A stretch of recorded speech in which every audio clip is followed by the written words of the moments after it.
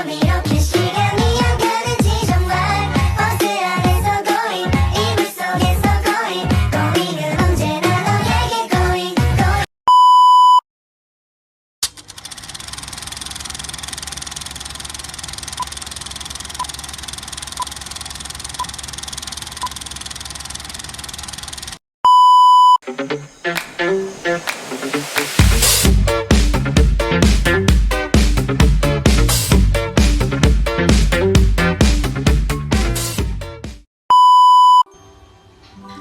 Many years ago, China was in the middle of Great War.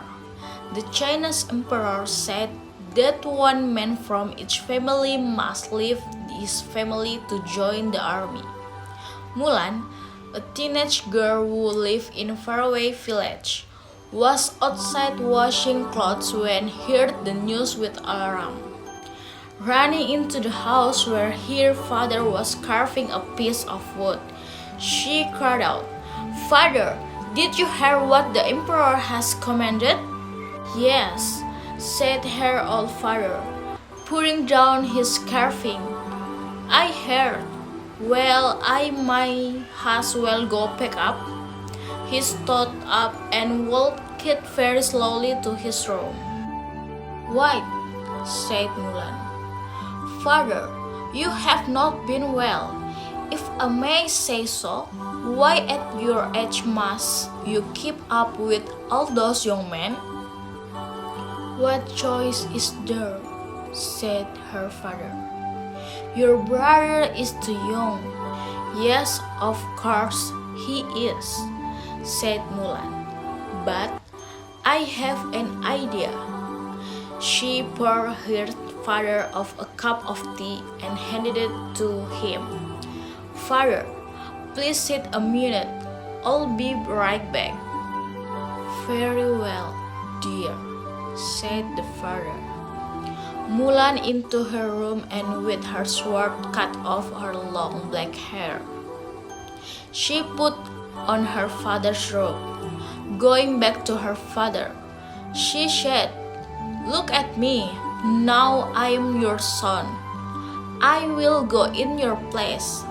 I can do my part for China as well as anyone else can." "What? No!" cried the old man in horror. "You cannot go to war. I will not allow this." "Father, listen please," said Mulan. "For years you trained me in Kung Fu. You showed me how to use a sword."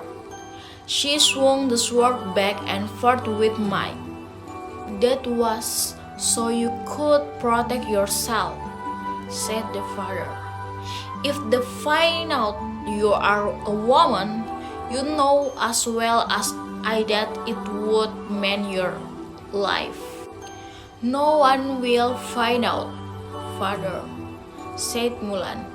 She picked up her sword and kissed him goodbye. "I love you, father," said the doctor. "Take care of yourself. Tell me, my brother, I say goodbye." She climbed on one of the family's horses, and off she went to join Emperor army. In the army, Mulan proved to be a brave soldier. She became an assistant to the general, and her instincts seemed uncanny. Instinctively, she seemed to understand the weakness of her enemy and how she could surprise them. In time, she became the leader who led the soldiers into battle.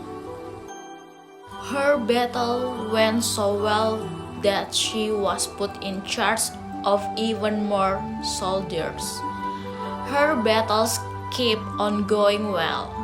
After a few years, Mulan was given to top job. She would be general of the entire army.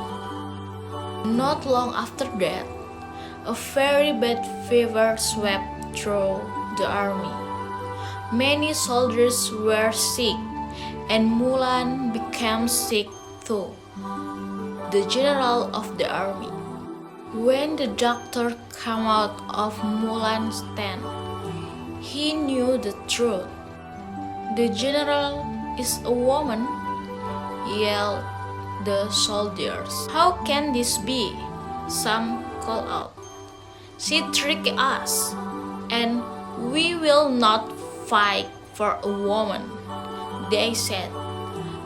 "Punish her, make her pay.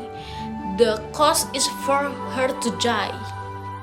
But others called out, in voice just as loud, "With Mulan, we win every battle." They said, "Stay away from our general." Just then, a soldier ran up. "Everyone," he called, "a surprise attack is coming." Mulan heard this from inside her tent. She got dressed and went outside. She was not yet strong, but stood tall. She told the soldiers where they must go to hide so they could attack when the enemy came. But they must get her face.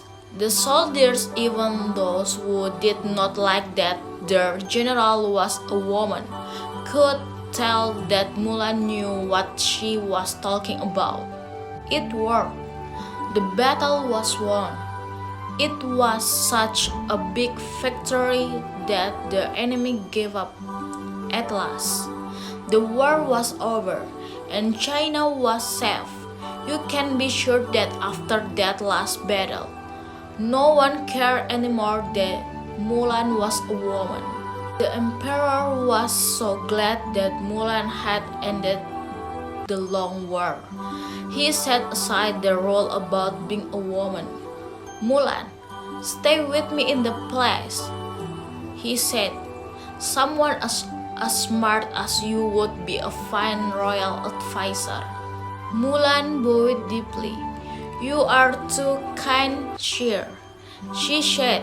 "But if you please, what I wish most of all is to return home to my family."